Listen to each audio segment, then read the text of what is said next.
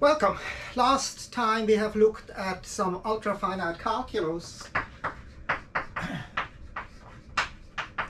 and we have looked at the derivative, which is fx plus 1/2 minus fx minus 1/2.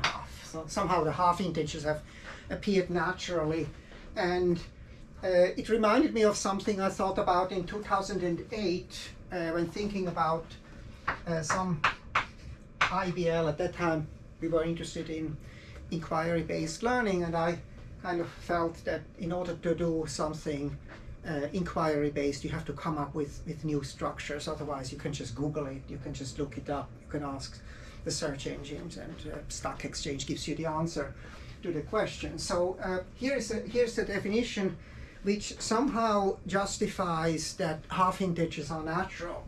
The definition is mixing two different categories. So we have metric spaces and we have groups. In some sense, groups are the champions among all algebraic structures, and also metric spaces are kind of more interesting if you look in applications especially than general topological spaces. Even so, in theoretical topological spaces you kind of look at this only as a very special case. But now you can ask, what is the relation between these two? Can you kind of, if you start with a metric space, can you define a group structure naturally? Or if you have a group, can you put the natural metric on it? And that's a theme which has appeared in Lie groups. You are looking at invariant metrics, B-invariant Riemannian structures. We will discuss a notion of naturalness, and then the p-adic integers kind of come out first. They are more natural than the integer. So in this respect, when you take powers of this Laplacian, then things like dd star, etc. appear, and that's what we kind of see also here.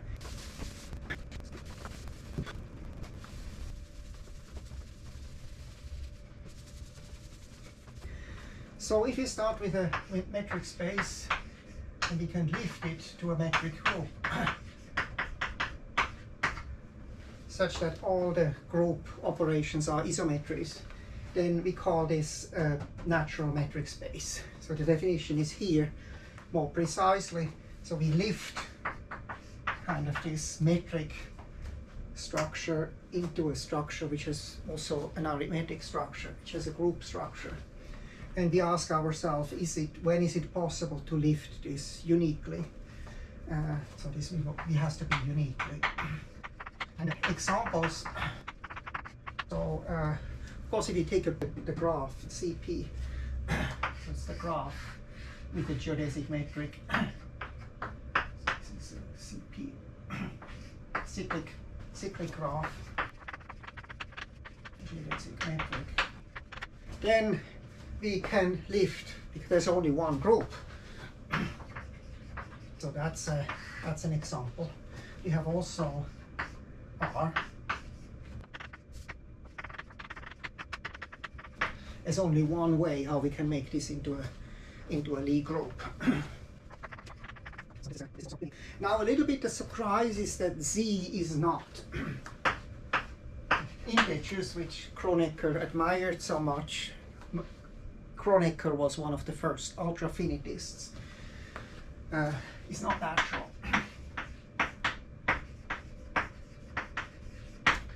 And the reason is that there are two operations which are two groups which are not equivalent. So there is the usual group, usual arithmetic. So we call this usually D, and this is non-abelian, so it's not equivalent. And what it is, it's actually just a finitely presented group where A square is equal to B square is equal to 1. A very simple group which also appears in topology, and so it's the dihedral group, the infinite dihedral group. It's also the group of isometries of the integers, so you can also reflect. But what we want is, we don't want just look at the automorphism group is in general larger, right? The automorphism group here.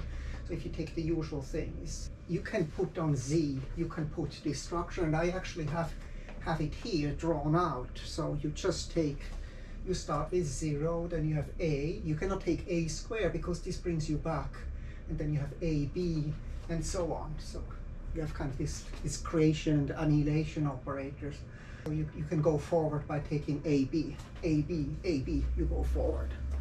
So this branch here, these are the integers, which are translations, and then there is another branch which are reflections. So you have also all these group operations have to be, all these group elements have to be part of the metric space also.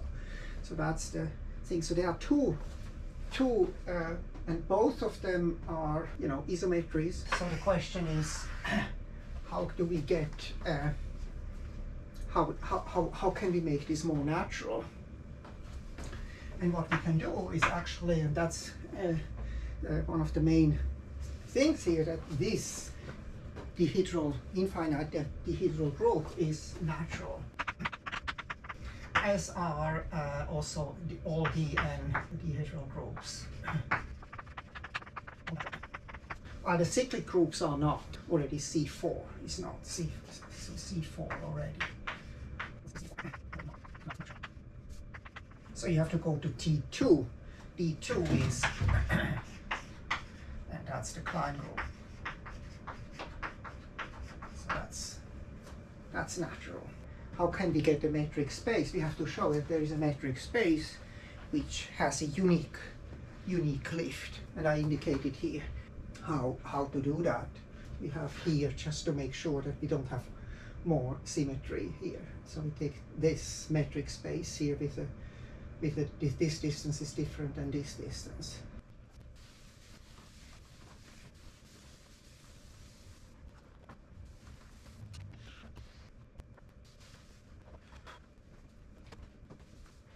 Why is this? So we take this metric space here, xd, take this metric space.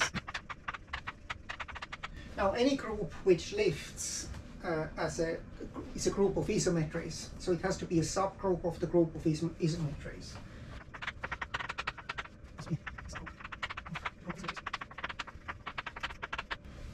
Now one knows very well this as a line group. It's it has been, especially in higher dimensions, all these wallpaper groups or freeze groups. They are well studied, but this is the one-dimensional case which you have only Z and D as the line groups.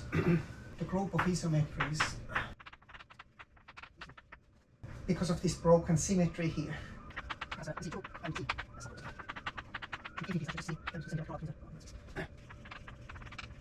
So, but both of them are abelian, both of them are not transitive. So they are subgroups, right? We translate by one here. We have only part of that metric space we have covered with the group operation, and if we take this or this, and not the entire space. And similarly for, so we just close it up. So that's the reason for seeing half integers as more interesting. But it's actually quite an interesting thing. So, for example, you can see it's non-abelian. Say if you take 1 plus 3 half, so this is AB, this plus ABA, so this is AB, ABA, and then you look it up, AB, ABA is actually just 5 half. But if you take 3 half plus 1, then you get ABA plus AB. So this is equal to ABA square B, which is AB square, which is A. And A, if you look up what A is, this is 1 half. So you see it's not abelian. 1 plus 3 half is 5 half, but 3 half plus 1 is 1. Is 1 half. You just take here, because you are on the reflection part, you subtract. So that's kind of an interesting thing. Let me finish with a few questions.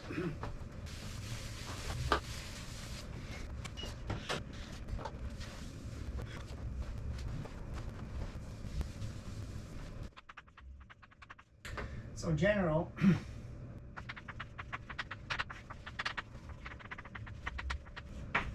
which metric spaces are natural,